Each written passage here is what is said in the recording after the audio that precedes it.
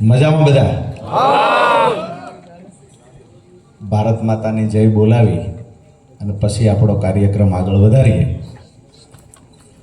પેલા ભાઈને જોઉં ને એટલે મને જયભાઈ શાહ યાદ આવી જાય છે.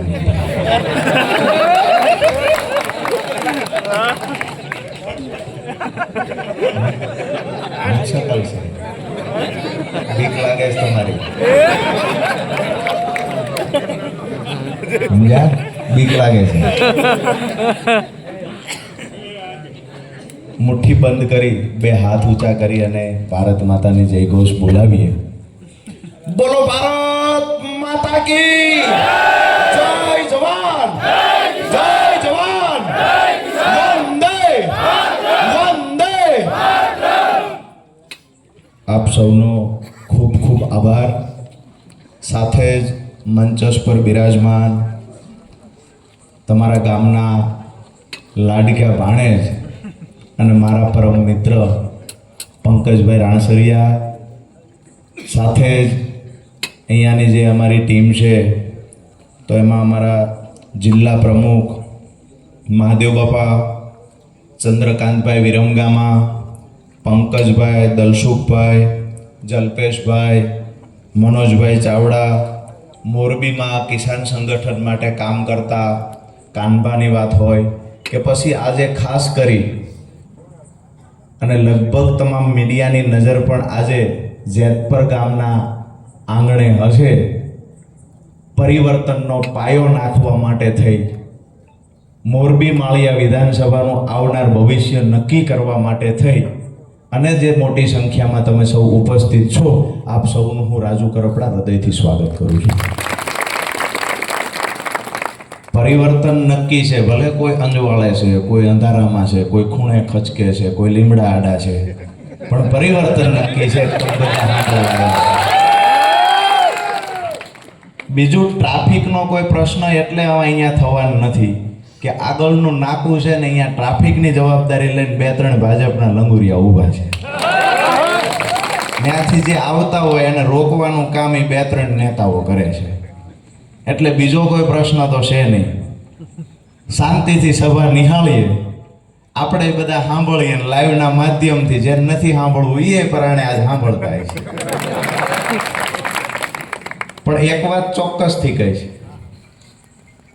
કે અહીંની જે લડાઈ છે એ લડાઈમાં આપણા સંસ્કાર આપણે ચૂકવાના નથી. આ ગામમાં આવીને જ્યારે તમે બધાએ આટલી મોટી સંખ્યામાં ઉપસ્થિત રહી આમ આદમી પાર્ટી અને પંકજભાઈ રાણસરિયાને, તમારા ગામના ભાણેજને જે પ્રેમ આપવા માટે ઉપસ્થિત થયા છો, ત્યારે આ જ ગામના કોઈ વ્યક્તિ માટે ઘસાતું બોલવું આ સંસ્કાર અમારા પણ નથી. પંકજભાઈએ એક વાત એ કરી કે જરૂર પડે તો રાતના 1 વાગે ફોન કરજો, પણ પંકજભાઈને જ કરજો. ધારાસભ્યને રાતે ન ફોન કરતા. બીજી મહત્વની વાત, એને કહ્યું કે જેતપર ગામ એટલે વીરોની ભૂમિ કહેવાય, ક્રાંતિની ભૂમિ કહેવાય. અહીંયાથી જે આંદોલન પેદા થયું છે એ આંદોલન પરિણામ સુધી પહોંચ્યું છે. કાંઈક નવું કોઈએ કર્યું છે તો જેતપર ગામે કર્યું છે. આ વાતો તો સાંભળી અમને તો એ દિવસે દેખાય એવું હતું જે દિવસે રણ મેદાનમાં મરણીયો જંગ કરવા માટે તમારા ગામનો ભાણો મેદાનમાં ઉતરી પડ્યો. એ વાત પણ એટલે માનવી પડે કે આપણામાં કહેવત છે, વી વાહા મોહા ના આવે. અમારે ત્યાં છે, તમારે છે એ કહેવત? બધે છે. વાહા એટલે પહેલાના જમાનામાં આ શબ્દ હતો, વાહા એટલે દિવસ. દાદા બરાબર છે મારી વાત? દાદાની પરિસ્થિતિ એવી છે, વસાળા ઘર છે ને 2 પાડોશી બાજકણા છે અને 2 પાછા દરવાજે આવીને હામાં બાજે છે. રહ્યા છે વસાળે દાદા, પણ એકાદાન હતી એમ ઘર ખાલી કરાવી નાખશું, પાકું છે, ઉપાધિ નહીં કરો. આ માથાકોટ હતી આવી મુદીની છે, પછી નથી. વાત એ કરતો હું કે પહેલાના જમાનામાં અંગ્રેજી મહિના નહોતા ત્યારે દેશી મહિના હતા, કારતક, માગસર, પોહ, મા, ફાગણ.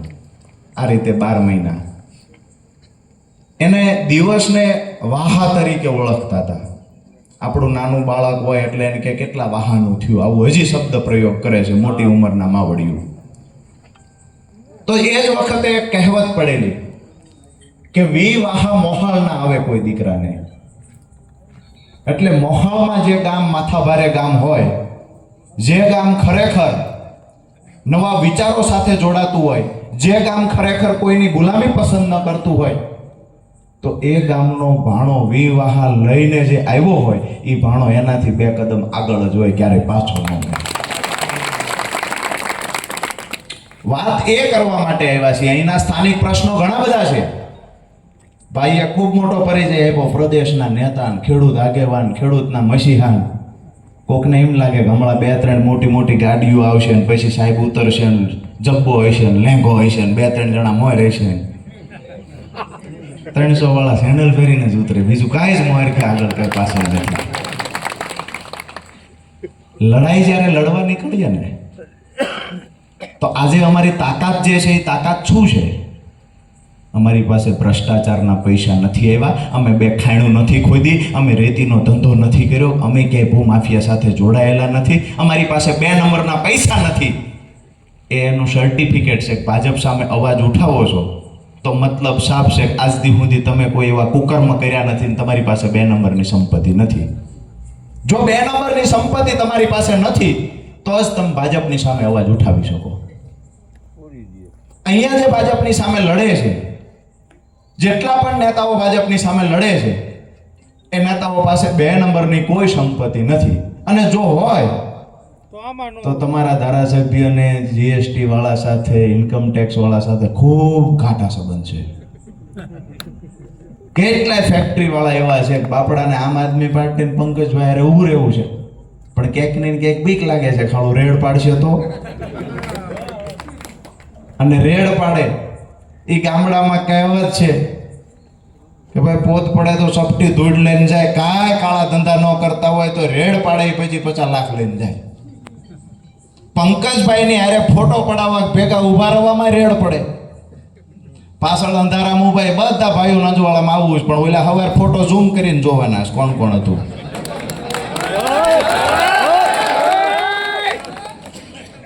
મારા તરફથી મહાદેવ બાપા બિલોરી કાચ મોકલી દીજો ધારાસભ્યની ઓફિસે. વાત એ કરવા આવ્યા છીએ કે ભાઈએ કીધું મોરબીમાં બહેનો અને ભાઈઓ બહાર નીકળ્યા અને એમને કહ્યું કે જો અમારા કામ નહીં થાય તો અમે વિસાવદર વાળી કરશું. વિસાવદર વાળી કરશું બોલો ને, ભાજપના નેતાને જ્યારે તમે આ શબ્દ બોલો ત્યારે આમ પગ જમીન ઉપર હરખા ફેરવી લેવાના, હાથની બાયુ ચડાવીને હરખું ટાઈટ ઊભું રહેવાનું. કારણ કે જેવી રીતે લાલ લુગડું ભાળે આખલો ખૂટડો જે રઘવાયો થાય ને, આ લાઈન તેમ બોલો એટલે ભાજપનો નેતા રઘવાયો થાય છે. એટલે ધીક નો મારી દે ને એટલા માટે આપણે આપણી તૈયારી રહેવાની, નહીતર આ લાઈન બોલશો એટલે એના 72 કરોડ રૂવાડા ઉભા થઈ જાય. જાણે એની 3 પેઢીની આપણે ગાળ દીધી હોય ને એટલો બધો એને દુઃખ લાગે. વાત એ છે કે આજે જ્યારે મોટી સંખ્યામાં તમે બધા ઉપસ્થિત છો, અહીંયા મોટી સંખ્યામાં બેઠા, સામે બેઠા છે, હું માનું ત્યાં સુધી 1000થી વધારે લોકો ઊભા છે. ધારાસભ્યના ગામમાં 1000થી વધારે લોકો ઉપસ્થિત છે, એનો મતલબ સાફ છે કે ગામ આખું એના ભાણેજની સાથે ઊભું છે. અને ઇતિહાસ જેને ખબર ન હોય ચેક કરી લે કે જ્યારે મામા ભાણાની લડાઈ થાય, અમે એમના મામાને કહીએ છીએ ભાજપ વાળા તમારામ ન આવે, અમે આનામ નહીં આવી, જે લડાઈ સામે લડવી હોય એ લડો. ઇતિહાસ મથુરાનો ચેક કરીને પછી યુદ્ધના મેદાનમાં ઉતરજો. મથુરાનો ઇતિહાસ જોઈ લેજો, આજ દિવસ સુધીની તમામ લડાઈઓ જોઈ લેજો. તમામ જગ્યાએ ભાણેજનો વિજય થયો છે. હું તો એક એના ભાઈબંધ તરીકે, મિત્ર તરીકે વિનંતી કરું છું, પછી 30 વર્ષ સુધી સત્તા ભોગવી, અમે રાજી થઈને ખુરશી ઉપરથી ઉતરી જાઓ માન સન્માન સાથે. અમે પણ તમને ઇજ્જત આપવા માંગીએ છીએ. આવનાર 2027ની ચૂંટણી, એક વાત લખી રાખજો આજના મારા શબ્દ જેતપર ગામના પાદરમાંથી બોલીને જાઉં છું હતિયાવીની ચૂંટણીમાં સૌથી વધારે જો કોઈ ચર્ચા થતી હશે ને તો મોરબી માળિયા વિધાનસભાની ચર્ચા થતી હશે. બીજા શબ્દ એ પણ લખી લેજો કે અહીંયાથી જે વિજય થવાનો છે, જે ચેલેન્જની રાજનીતિઓ કરે છે અને કહીએ છીએ આવનાર 2027માં વિજય થશે, આમ આદમી પાર્ટીના ઉમેદવારનો વિજય થશે. ડંકાની ચોટ પર કહીએ છીએ ખેડૂતોની માટે એ વ્યક્તિ લડે છે, યુવાનો માટે લડે છે, બહેનો માટે લડે છે. આ જેતપર ગામના રોડ માટે થઈને લડવા ગયા પંકજભાઈ પર કેસ થયો અને જે પોલીસ સ્ટેશનમાં આખી રાત બેસાડી દેવામાં આવ્યા ત્યાર પછી આ રોડ બન્યો છે. મારી વાત સાચી છે આ કે ના? રોડ બન્યો એને કેટલો ટાઈમ થયો? 7-8 મહિના. તો ખાડા ચાલુ થઈ ગયા પડવાની. 7-8 મહિના નથી થયા. ગહારો જાજો છે એવું છે?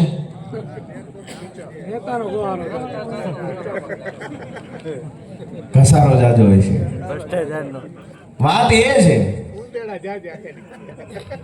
કે જ્યારે અહીંયા રોડની વાત હોય તો આમ આદમી પાર્ટી કે પંકજભાઈ રાણસરિયા લડે છે, ખરેખર તો આ નૈતિક જવાબદારી સત્તામાં બેઠેલા ધારાસભ્યની બને છે, ક્યાંક ને ક્યાંક તાલુકા જિલ્લા પંચાયતમાં ચૂંટાયેલા તમામ નેતાઓની બને છે. મારો કોઈ પણ વ્યક્તિગત આક્ષેપ નથી, પણ તમારી જવાબદારી શું છે તમે જ બધા ઓળખતા હશો. જિલ્લા પંચાયત, તાલુકા પંચાયતના ઘણા બધા એવા સભ્યો તમારી ધ્યાનમાં હશે. 5 વર્ષ 7 વર્ષ પહેલાનો ભૂતકાળ જુઓ તો સકડામાં મુસાફરી કરતા હતા, કાં તો કોકના મોટરસાયકલમાં ગામના જાપે લંગરિયા નાખતા, સિગ્નલ આપતા હતા મને લેતા જાવ ને. આજે 1-1 કરોડ રૂપિયાની ગાડી વાપરે છે. કોણ છે એને આખું બંધ કરીને જોવો એટલે તમારી સામે એના ફોટા આવતા હશે. હારા માણા ભેગા નતા બેહારતા, ઈવડાઈને ભાજપે ટિકિટ આપી, ભાજપમાંથી ચૂંટાણા આજે કરોડો રૂપિયામાં રમે છે. એને ત્યાં કોઈથી રેડ નથી પડતી, એને રેડ નહીં પડે. એને એટલે રેડ નથી પડતી કે જેટલા ભાજપના નેતાઓને હું જોઉં છું, અમારા એક પાડોશી ત્યાં કૂતરો છે, હાકલ નાખીને રાખે છે. ટોમી એટલે ટોમી બેસી જાય, ટોમી ઊભો થાય, ટોમી ઊભો થાય, ટોમી બહાર જતો રહે, ટોમી બહાર જતો રહે. ટોમી છે એને કોઈથી વાંધો નથી આવવાનો, વાંધો એને આવવાનો છે. જે ભગતસિંહના વિચારો લઈને ફરે છે, વાંધો એને આવવાનો. જે ક્રાંતિકારીઓના વિચારો લઈને ફરે છે. અને આવનાર સમયમાં આ ટોમીની જિંદગી જીવનારા લોકોને પણ કહીએ છીએ કે એક વખત તમારા સ્વાભિમાન માટે થઈને જીવો, એક વખત લોકોના સુખાકારી માટે થઈને આગળ વધો. આ વિસ્તારની અંદર મોરબી વિધાનસભાના માળિયા તાલુકાની વાત હોય કે મોરબી તાલુકાની વાત હોય, અહીંયાના 3 ગામ એવા છે કે અદાણી દ્વારા હાઈ ટેન્શન લાઈન અહીંયાથી નાખવામાં આવે છે. મારી વાત સાચી છે? હવે વળતર મુદ્દે જ્યારે ખેડૂતોએ વાત કરી તો એ વખતે મારે જે વાત થઈ હતી અમુક ખેડૂતો સાથે કે ખેડૂતોની માંગણી એ હતી કે ખરેખર અમને 200 ગણું વળતર, ટૂંકમાં 200% મળવું જોઈએ. આમ તો આ કાયદાની વાત કરીએ તો ટેલિગ્રામ એક્ટ 1885માં અંગ્રેજોએ બનાવ્યો હતો. ત્યાર પછી કાયદાઓમાં ફેરફાર થતા 2003માં ઇલેક્ટ્રિસિટી એક્ટ નામનો કાયદો બન્યો. આ કાયદામાં સ્પષ્ટ જોગવાઈ છે કે જ્યાં સુધી ખેડૂતને સંતોષકારક વળતર ન મળે અને ખેડૂતની સહમતિ ન મળે ત્યાં સુધી ખેડૂતના ખેતરમાં કોઈ કંપનીએ પ્રવેશ કરવો નહીં. બીજી સાથે એક વાત એ પણ છે, આ કાયદો કહે છે, બીજી પણ વાત એ છે કે ખેડૂતના ખેતરથી શહેર કેટલું દૂર છે, જીઆઈડીસી વિસ્તાર કેટલો દૂર છે, રોડ હાઈવે કેટલો દૂર છે, આવનાર સમયમાં આ જમીનની કેટલી કિંમત વધી શકે એવું છે. આ તમામ બાબતોને ધ્યાનમાં રાખ્યા પછી ખેડૂતને વળતરની રકમ નક્કી કરવી. એમાં પણ જો ખેડૂત વાંધો ઉઠાવે તો એ કેસ કલેક્ટરમાં ચાલે અને ત્યાર પછી ખેડૂતના આગેવાન આવ્યા હોય, ખેડૂત વતી વકીલ આવ્યા હોય, એની વાત સાંભળવી અને ખેડૂતે કલેક્ટરને કરેલી રજૂઆતની ગંભીરતાથી કલેક્ટરે નોંધ લઈ અને ખેડૂતની ફેવરમાં મેક્સિમમ જે થતું હોય એ કરી આપવું. આજે થાય છે શું? આજે પરિસ્થિતિ એ છે કે કંપની ખેડૂતના ખેતરમાં આવે એ પહેલા કલેક્ટરની ઓફિસમાં સેટિંગ કરી આવે છે. પછી ધારાસભ્ય આપણને એમ થાય કે આપણા માટે બોલશે, ધારાસભ્ય આરે ગોઠવાઈ ગયું હોય. આજે 979 રૂપિયાની માંગણી સાથે ખેડૂતો સહમત નથી. ખેડૂતોની વાત છે કે અમને ડબલ કરીને આપવા જોઈએ. આવનાર સમયમાં હાલ કહેવામાં એવું છે કે ચોમાસા માટેનું કામ બંધ છે, ચોમાસામાં કામ નહીં કરીએ. અમે તો એ કહીએ છીએ ખેડૂતોની માંગણી સંતોષાય નહીં ત્યાં સુધી કામ ન કરતા ધારાસભ્યશ્રીને કહીએ છીએ, વિનંતી કરીને કહીએ છીએ કે આવનાર સમયમાં ખેડૂતોના ખેતરમાં બળજબરીપૂર્વક કોઈ કંપનીવાળો જશે તો એ કંપનીની વિરુદ્ધમાં તમે લડાઈ લડવા તૈયાર રહ્યો. પંકજ રાણસરિયા તમારો ભાણો તમારી ભેગો ઊભો હોય છે એ લડાઈમાં. અને એનાથી પણ જરૂર પડશે રાજુ કરપડા એની પાર્ટીનો ખેસ ખીતીએ ટીંગાડી અને ખેડૂતોની લડાઈ લડવા માટે મોરબી માળિયામાં જરૂર પડે ત્યારે આવશે. ધારાસભ્યમાં પ્રમાણિકતા હોય, ખેડૂતો માટે, મજદૂરો માટે કે પોતાની વિધાનસભાના મતદારો માટે થોડો પણ પ્રેમ હોય તો એક વખત ખેડૂત માટે મેદાનમાં ઉતરીને બતાવે, આ સરકાર સામે આંદોલન કરીને બતાવે. અહીંયા જે ઇન્કમ ટેક્સના અધિકારીઓ, જીએસટીના અધિકારીઓ બળજબરીપૂર્વક દરેક કારખાનેદારોની લૂંટ ચલાવે છે એની સામે એકવાર અવાજ ઉઠાવીને બતાવે. જો પરિણામ એમનાથી ના મળતું હોય અમારી લાઈનમાં જોડાઈ જાય, સરકારને ઘૂંટણીએ પાડી દેવાની જવાબદારી સાથે અમે મેદાનમાં તમે કહો છો અમારાથી નથી ગાંઠતા, અધિકારીઓ તમારું નથી ગાંઠતા, કંપની વાળા નથી ગાંઠતા, ખેડૂતના ઊભા પાકમાં તમે જેસીબી મશીન હકવી નાખો છો છતાંય કોઈ તમારું ગાંઠતું નથી. અમે કહીએ છીએ ન ગાંઠતા હોય તો એકવાર મેદાનમાં ઉતરો અને કા રાજીનામું આપી દો. નવા યુવાનો મેદાનમાં આવે, યુવાનોથી કામ થશે ને યુવાનો કામ ન કરી શકે રાજીનામું આપી દેશે. ચેલેન્જ થવી હોય તો શેની થવી જોઈએ? ચેલેન્જ એ થવી જોઈએ કે મારી વિધાનસભાનો એક પણ રોડ એવો બતાવી દો કે જેના પર ખાડા હોય. મારી વિધાનસભાનું એક ગામ એવું બતાવી દો જ્યાં સિંચાઈનું પાણી ન પહોંચ્યું હોય. આજે માળિયા તાલુકાના ખેડૂતો સિંચાઈના પાણીની રાહ જુએ છે. ક્યારે સિંચાઈનું પાણી મળશે એની રાહ જુએ છે.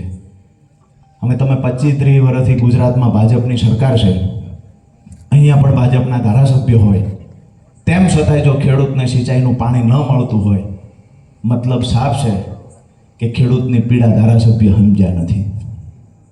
ખેડૂતની પીડા ધારાસભ્ય સમજતા નથી. આવનાર સમયમાં જ્યારે પણ પીજીવીસીએલનો પ્રશ્ન હશે, ખાસ કરીને હમણાં સ્માર્ટ મીટરનો મુદ્દો ખૂબ ચાલ્યો છે. તમારે મોરબીમાં લગાવે છે સ્માર્ટ મીટર? આ વિરોધ કરવાનો ઠેકો એમ આપ મળે જ લીધો, બીજા કોઈને છે જ નહીં જવાબદારી. સ્માર્ટ મીટરનો વિરોધ કરવાનો, રોડ તૂટી જાય તમે ખાડા પૂરવા જાવી, દવાખાને જાવી તો ડોક્ટર ન હોય ત્યાં રજૂઆત કરવા જાવી, નિશાળે જાવી ત્યાં ત્યાં પૂરતા શિક્ષકો ન હોય. આની રજૂઆત અમારે મામલતદારને કરવી હોય કે મામલતદારે કાર્યક્રમમાં બહાર ગયા છે. હવે અધિકારીઓ દ્વારા કાર્યક્રમ યોજાય એમાં ભાજપના નેતાઓ આગલી લાઈનમાં ઊભા હોય, ભાજપનો કાર્યક્રમમાં અધિકારીઓ ઊભા હોય. એક સિક્કાની બે બાજુ જેવું કામ છે. અને ભ્રષ્ટાચાર કેવી રીતે કરવો જો કોઈએ ભવિષ્યમાં શીખવું હોય, ટ્રેનિંગ લેવી હોય તો આજના અધિકારીને આજના ભાજપના નેતાને મળી લેવું. વાત એ છે કે આ વિસ્તારના પ્રશ્નો છે એમાં ખાસ કરીને આવનાર સમયમાં જે સૌથી મોટી સમસ્યા છે, તમામ દોસ્તો મિત્રોએ યાદ રાખવાની વાત હું કરવા માટે આવ્યો છું. આ વાતને લઈને ગંભીરતાથી અહીંથી જ્યારે ઊભા થાવ ત્યારે એક મન બનાવીને ઊભા થજો કે રાજુ કરપડાએ કરેલી વાતમાં કંઈક દમ હતો. સ્માર્ટ મીટરની લડાઈ આમ આદમી પાર્ટી દરેક જિલ્લાઓમાં લડે છે. આજે ડંકાની ચોટ પર હું કહી શકું કે સ્માર્ટ મીટર લગાવવાનું બંધ થયું હોય એટલે કે એના પર બ્રેક લાગી હોય તો માત્ર ને માત્ર ગુજરાતમાં આમ આદમી પાર્ટી લડી છે ને એના કારણે આજે સ્માર્ટ મીટર તમારા ઘરમાં નથી લાગ્યું. હવે બીજી વાત કરું કે સ્માર્ટ મીટર લગાવવાના ફાયદા ભાજપના નેતાઓએ ગણાવ્યા, પીજીવીસીએલના અધિકારીઓએ પણ ગણાવ્યા. અમે કાયમ માટે કહેવા આવ્યા છીએ એક સ્માર્ટ મીટર જે છે એ તમારા ઘરમાંથી સાની માની ખૂણે ખચકેથી ચોરી કરવા માટેનું એક યંત્ર છે. કેવી રીતે ચોરી કરશે? સ્માર્ટ મીટરના નેગેટિવ પાસા તો ઘણા બધા હતા પણ એમાં સૌથી મહત્વનું પાસું એ છે કે સ્માર્ટ મીટર જેના ઘરે લાગશે આવનાર સમયમાં આ સરકાર રાતનું જે યુનિટ બળશે, રાતના યુનિટ વપરાશે એનો ચાર્જ પણ અલગ લેવાની છે. દિવસના યુનિટનો ચાર્જ હાલ રેગ્યુલર ચાર્જ છે એ લેવાની છે. ઘણા બધાને એવું લાગતું હોય છે કે આવું કઈ શક્ય છે ખરા? સાદું મીટર હતું એને નથી ખબર પડતી કે અત્યારે રાત થઈ ગઈ. સ્માર્ટ મીટર એટલે મૂકવાનું છે એને ખબર પડે છે કે અત્યારે રાત થઈ ગઈ. ગઈકાલે હું ગઢડામાં અને બોટાદમાં હતો.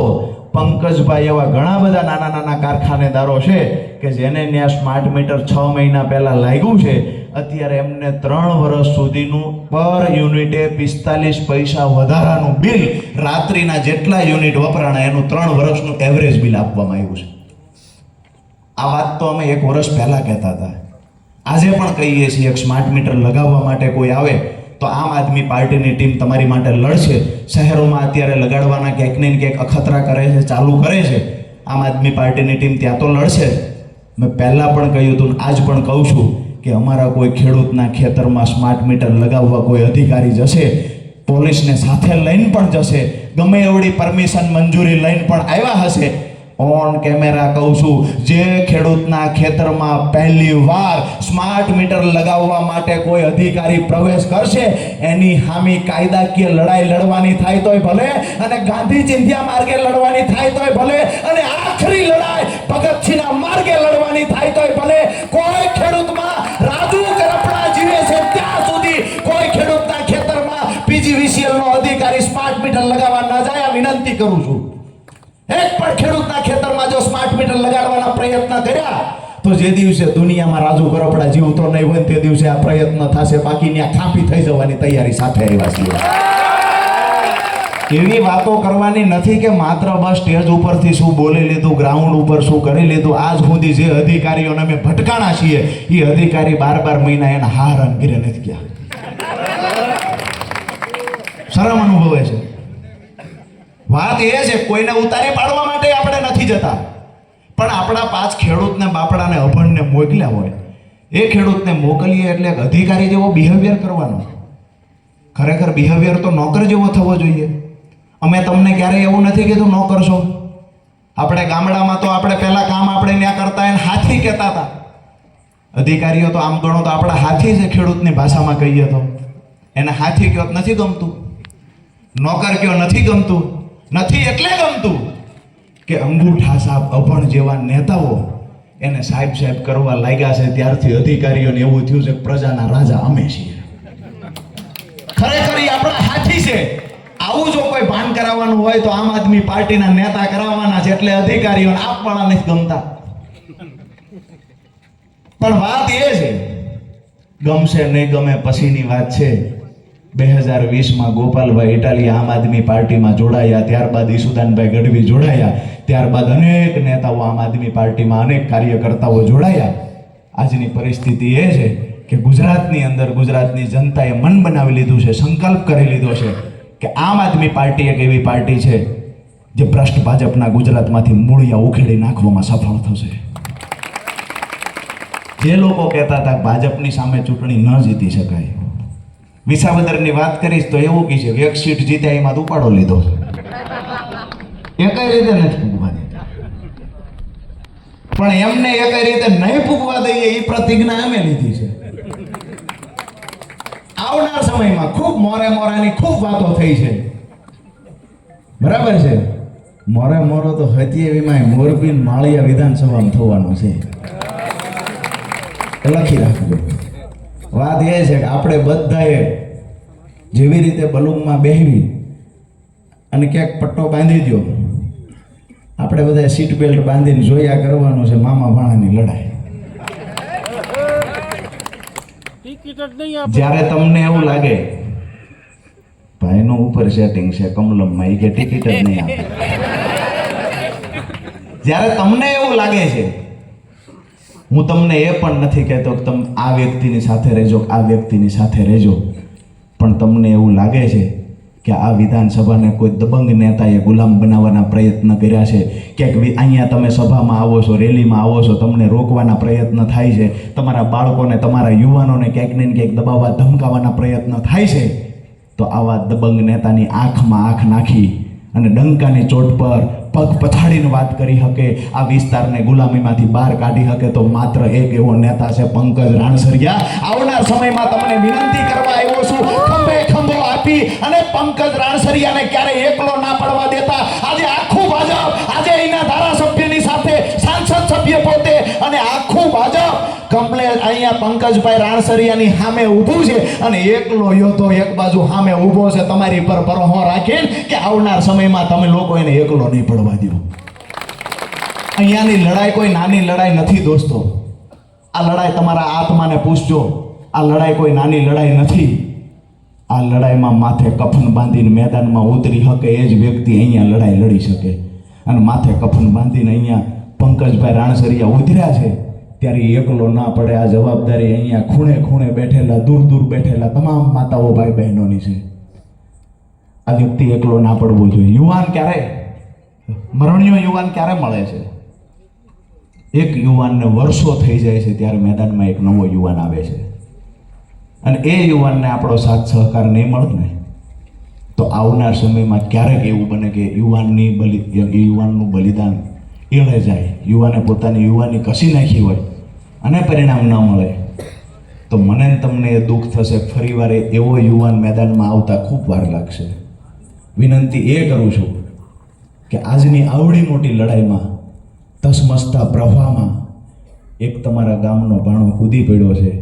મને ભરોસો છે મારા મિત્ર પર, પાછું ડગલું ક્યારેય ભરવાનું નથી. સામે મોત આવી જાય તો ભલે આવી જાય, પાછું ડગલું ભરવાનું નથી. પણ હામા કાંઠે પહોંચાડવાની જવાબદારી અહીંયા બેઠેલા હજારો લોકોની છે કે એ યુવાનને બુડવા નથી દેવાનો, પાછો નહીં આવે, બુડવા નહીં દેતા. હામા કાંઠે પહોંચાડવાની જવાબદારી છે. પછી ખેડૂતો માટેની લડાઈ હશે તોય ભલે, યુવાનો માટેની લડાઈ હશે તોય ભલે, બેરોજગારી યુવાનો જે ભોગવી રહ્યા છે એના માટે લડવું હોય કે બહેનો મોંઘવારીનો સામનો કરી રહ્યા છે એના માટે લડવાની વાત હશે તોય ભલે પંકજ રાણસરિયા લડશે.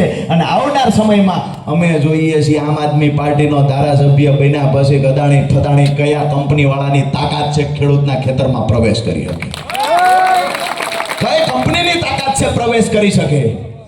ગઈ વખતે જ્યારે અમે હળવદમાં લડ્યા હતા 2021માં ત્યારે હળવદની અંદર પણ 2.5-3 લાખ રૂપિયા પાવર ગ્રીડ કંપનીની લાઈન 765 કેવીની લાકડીયાથી બરોડા નીકળી હતી. રાણેકપર શું ગામનું નામ હતું? રાણેકપરમાં 2021માં અમે ખેડૂતોને ભેગા કર્યા, નક્કી કર્યું કે કંપનીની સામે લડવું છે. ખેડૂતોએ મન બનાવી લીધું કંપનીની સામે જે રીતે તમે કહેશો એ રીતે લડીશું. ક્યાંક ને ક્યાંક એવું બને છે કે રાજુભાઈ તમને આગળ લાવીએ છીએ, ભાજપવાળા નડવા માટે આવે છે. ત્યાંથી યુવાનોને તૈયાર કર્યા, એ યુવાનોને આખી લડાઈનું માર્ગદર્શન પૂરું પાડ્યું. જેટલું પણ અમારાથી થતું હતું એટલા પ્રયત્ન કર્યા. 2.5-3 લાખ વળતર ચૂકવતા હતા. એક ખેડૂતને 25-25 લાખ રૂપિયાના વળતર અમે અપાવ્યા છે ને સાથી ગજગજ ખુલે છે. ક્યારેક ક્યારેક જ્યારે થાક લાગે છે તમામ લોકો માટે લડતા દરેક જિલ્લાઓના પ્રવાસ કરીએ થાક લાગે ને ત્યારે એ ખેડૂતોને યાદ કરીએ છીએ કે જે બાપડા ખેડૂતો દેણામાં હતા, 20 વર્ષથી મોભારો નહોતો બદલાનો, એના ખેતરમાં હાઈ ટેન્શન લાઈન નીકળી, અમે લોકો લડ્યા, ક્યાંક ને ક્યાંક પરિણામ મળ્યું. 25-30 લાખ રૂપિયા વળતર મળ્યું તો એ ખેડૂતની આંખમાં ખુશીના આંસુ હતા. આ લડાઈ માત્ર રાજુ કરપડા એકલો નહીં લડી શકે. પંકજ રાણસરિયા, ગોપાલભાઈ, સુદાનભાઈ, મનોજભાઈ આ એકલા આ લડાઈ નહીં લડી શકે. આ લડાઈ લડવા માટે થઈને ક્યાંક ને ક્યાંક તમારા ખંભાની જરૂર છે. ભગવાન પરમાત્મા, પરમ કૃપાળુ કૃષ્ણ ભગવાન, એને પણ ગોવર્ધન ડુંગર જ્યારે ઊંચો કર્યો ને ત્યારે ગોવાળિયાને કીધું હતું કે લાકડીને ટેકો રાખો ને. આજ તમને કહેવા આવ્યો છું કે તમારા ભાણાને ટેકો રાખજો. આવનાર સમયમાં ઓલા લોકો પાસે પૈસા છે, ગુંડાઓ છે, તંત્ર એની પાસે છે, પણ એ કોઈની સામે ચૂકે નહીં એવી તાકાત તમારા ભાણા પાસે છે.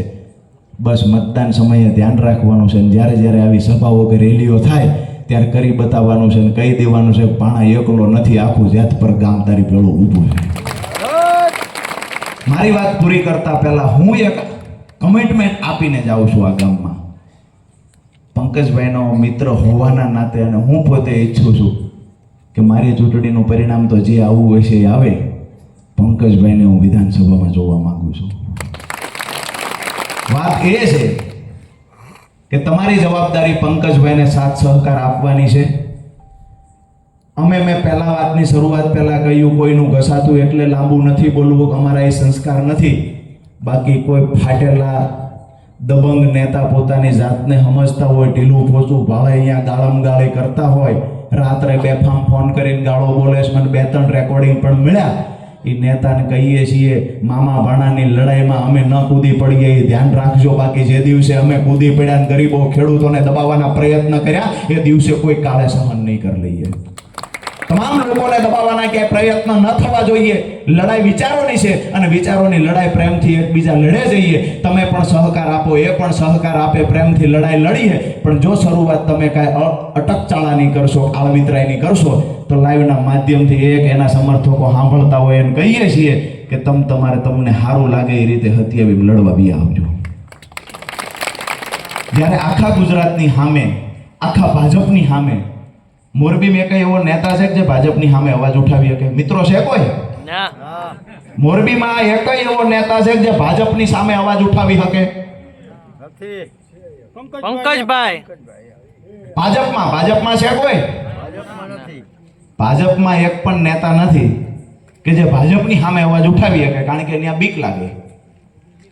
અહીંયા પંકજભાઈ રાણસરિયા છે જે ભાજપની સામે જડબાતોડ જવાબ આપે છે, આંખમાં આંખ નાખીને વાત કરે છે, અવાજ ઉઠાવે છે, એની સામે વિરોધ કરે છે. તો મતલબ સાફ છે, બોલા કરતા મજબૂત છે, સીધો હિસાબ છે. એટલે વાત એ છે કે આવનાર સમયમાં ખેડૂતોની લડાઈ હશે, ખાસ કરીને આપણા ગામડાઓમાં શિક્ષણની લડાઈ હોય, આરોગ્યની વાત હશે, કે કોઈ પણ મુદ્દા હશે. મુદ્દા અનેક પ્રકારના છે. અહીંયા બેઠેલા એક પણ વ્યક્તિ એવા નથી જેને કોઈ પ્રશ્નનો સામનો ન કરવો પડતો હોય. મારી વાત સાચી છે? પાછળ બેઠેલાને પણ ખરેખર આવી તકલીફ છે? એક પણ વ્યક્તિ એવો નથી, ભલે તમે ભાજપ સાથે જોડાયેલા હોય એવા લોકોને પણ પૂછી લ્યો, આજે દરેક બાબતે સંતુષ્ટ હોય આ સરકારથી? આવું બિલકુલ નથી. તમામ સમાજના, તમામ વર્ગના લોકો પીડાય છે. 30 વર્ષથી ભાજપનું શાસન છે, તેમ છતાંય ચૂંટણી આવે ત્યારે વિકાસની વાતો કરે છે. હવે વિકાસ કેવો હોય છે? 30 વર્ષ નથી થયો ને હવે પાછો કરવાના છે. જ્યારે પણ કોઈ નેતા આવી અને જ્ઞાતિ જાતિના વાડા પાડે, કોઈ નેતા આવીને દબંગાઈ કરે, કોઈ નેતા આવીને આપણા બાળકોને ગુલામ બનાવવાના પ્રયત્ન કરે, ત્યારે ભગતસિંહના રસ્તે ચાલનારો યુવાન પેદા થાય છે. એ યુવાનને એકલો નહીં પડવા દેવો, આ જવાબદારી આપણા સૌના માથે હોય છે. અને આ જવાબદારી તમે સુપેરે નિભાવશો. જ્યારે મોરબી માળિયા વિધાનસભાના કોઈ પણ ખેડૂતોને જરૂર હશે ત્યારે રાજુ કરપડા તમારો નાનો ભાઈ બનીને તમારી વચ્ચે આવીને ઊભો રહેશે. બીજી એક વાત, આ હાઈ ટેન્શન લાઈનનો જે પ્રશ્ન છે, ધારાસભ્ય શ્રી દ્વારા એનો નિવેડો આવી જાય તો હું જાહેરમાં એ ધારાસભ્યના વખાણ કરીશ. અને જો એમનાથી નિવેડો ન આવે તો પછી ફજેતી ગમે એટલી થશે, એની તૈયારી કરીને રાખજો. અહીંયા મને પંકજભાઈ બોલાવજો. ચોમાસા પછી જ્યારે કામ ચાલુ થાય ને ત્યારે એની આગળ ચટ્ટાન બનીને ઊભા રહેવાની તૈયારી રાજુ કરપડાની છે. એટલે પહેલી આપણે પ્રાયોરિટી એમને આપીએ છીએ, તમારાથી થતું હોય તો અમે તમારા આભાર માનશું, તમારા વખાણ કરશું. અને જો તમારાથી ન થતું હોય તો પછી અમે બીજા રંગમાં દેખાઈશું. કંપનીવાળા પાસે એવી તો પોલિસ પેદા નથી થઈ કે જે અમારી સાથી કચડીને કોઈના ખેડૂતનો પાક ઊભો બગાડી શકે, કોઈના ખેડૂતમાં થાંભલો ઊભો કરી શકે.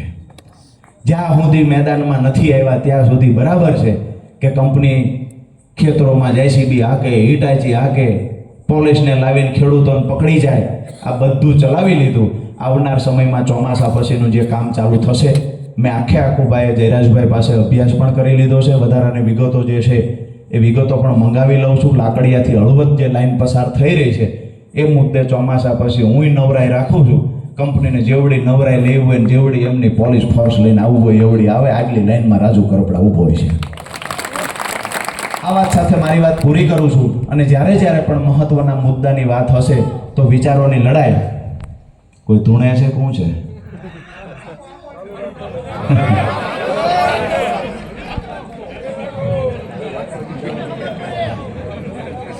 ગામે મન બનાવી લીધું છે કે 11:15 થયા તો કે ચાલુ રાખો એમ. માંગ્યા બળદને પરો દેવાનો જ ન હોય, ચાલુ રાખો.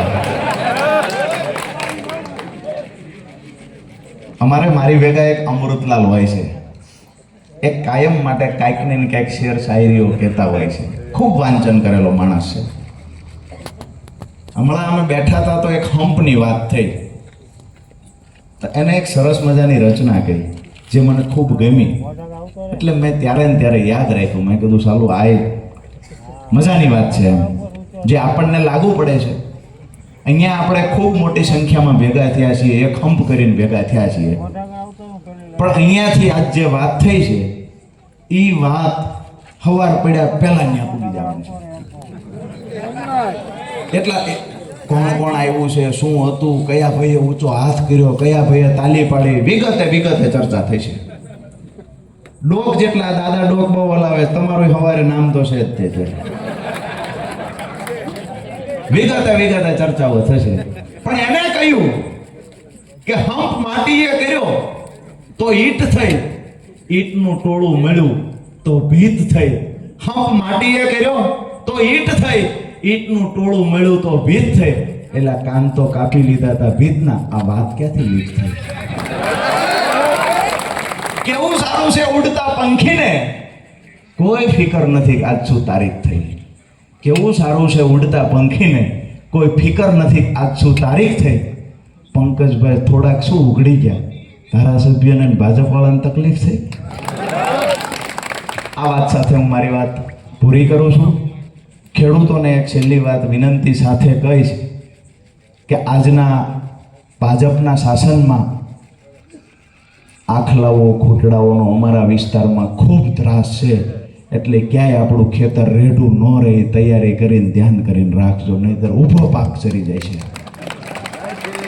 આ વાત સાથે વાત પૂરી કરું છું.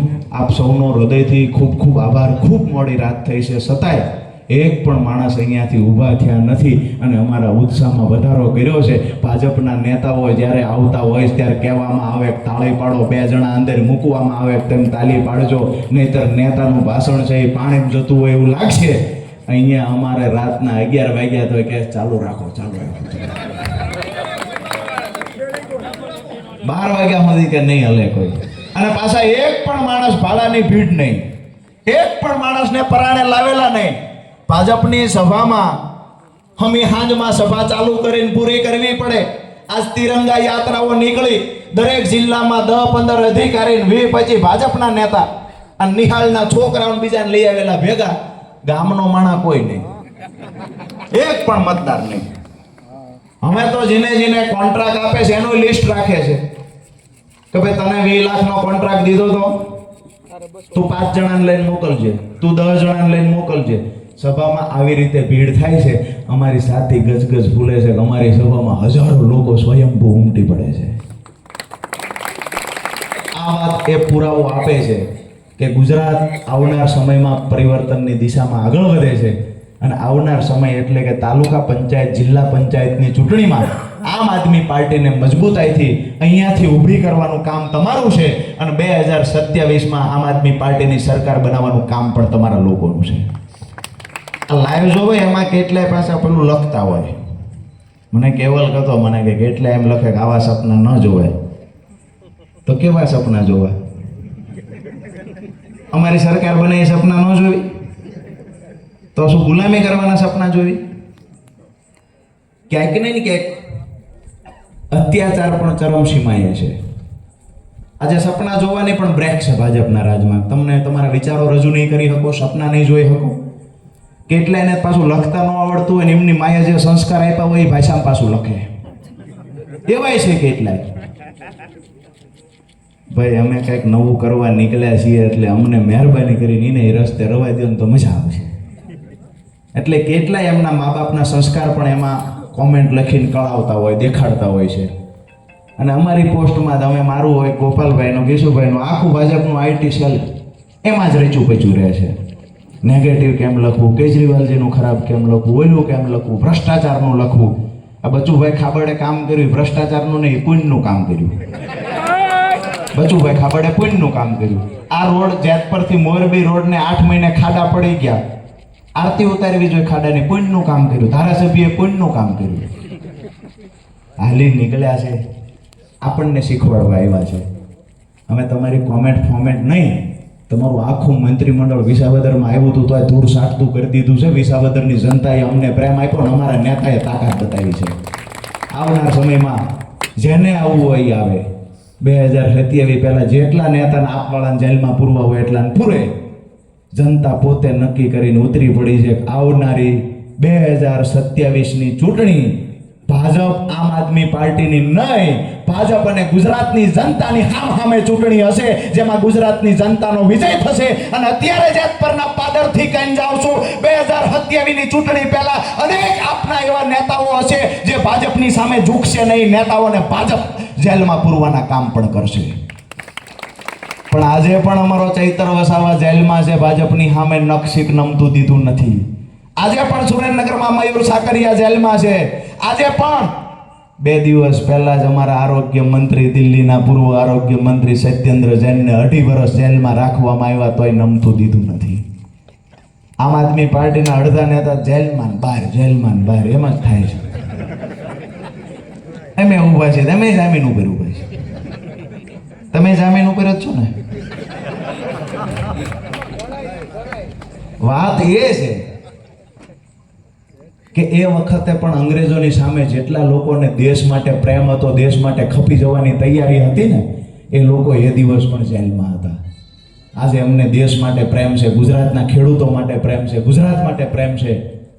જેલમાં નહીં, આખી જિંદગી કોઈ પાછળ ખપી જવું પડે તો તૈયારી સાથે આમ આદમી પાર્ટીમાં જોડાયા છે. જે લોકોને એ વખતે અંગ્રેજો સાથે ટીટી હતું, જેવી રીતે આજની કોંગ્રેસની છે, જે લોકોને અંગ્રેજો સાથે ટીટી હતું એ કોઈ દી જેલમાં નથી ગયા. અને જે લોકો અંગ્રેજોની સામે દેશ બચાવવાની લડાઈમાં લડ્યા છે, એ લોકો ક્યાંક ફાંસીના માચડે ટીંગાઈ ગયા છે, ક્યાંક કોઈ આખી જિંદગી જેલ ભોગવી છે, કોઈ ગોળીઓ ખાધી છે. આ લડાઈ કોના માટે હતી? આ લડાઈ મારા અને તમારા બાળકોના ઉજળા ભવિષ્ય માટે હતી. આ લડાઈ આપણને ગુલામીમાંથી બહાર કાઢવા માટેની હતી. હવે ભાજપે જે ગુલામ બનાવ્યા છે, 30 વર્ષના શાસનમાં જે ગુલામ બનાવ્યા છે, એની ગુલામીમાંથી બહાર નીકળવા માટે એક જ વિકલ્પ છે, આમ આદમી પાર્ટી. અને ગુજરાતનો એક આમ આદમી પાર્ટીનો સૈનિક તૈયારી સાથે આવ્યો છે. ભાજપની ગમે એવડી તાનાશાહી હશે, જેલમાં પૂરે તો પણ ભલે, ગોળીઓ વરસાવે તો પણ ભલે, અને ફાંસીના માચડે ચડાવે તો પણ ભલે, આમ આદમી પાર્ટીનો સૈનિક નખશીક નમતું નહીં જોકે, જરા પણ એમની સામે નમતું નહીં મૂકે. અમારી પાર્ટીમાં તો આમ આદમી પાર્ટીનો સૈનિક હોય ને એની માથે કેસ થાય એટલે 307 થી હેઠેની કોઈ કલમ જ નથી, જોગવાઈ જ નથી. ચૈતરભાઈ ગ્લાસ માર્યો તો કે 307, ઈ ગ્લાસ જો વાગી ગયો હોત તો હેમરેજ થાત, હેમરેજ થયું હોત તો એ દવાખાને પહોંચ્યા પહેલા મૃત્યુ થાત.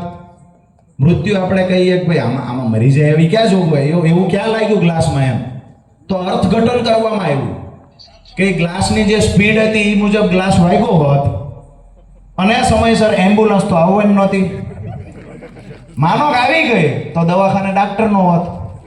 આ બધોય સમન્વય ભેગો થાત તો પોલીસનું એવું કહેવાનું છે કે 8-10 કલાક સારવાર ન મળત ને એ ભાઈ મરી જાત. એટલે ચૈતરભાઈ પર 307 કરો.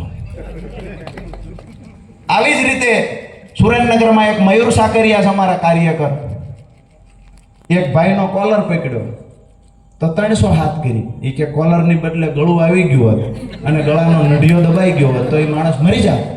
એટલે મયુર સાકરિયા ઉપર 307 કરી. ભાજપના નેતાને સપનું આવશે ને કે રાજુ કરપડા, પંકજ રાણસરિયા, ગોપાલભાઈએ રાતે મને લાફો માર્યો, હવારી પોલીસ સ્ટેશન જાય છે તોય અમારી ઉપર 307 થઈ છે.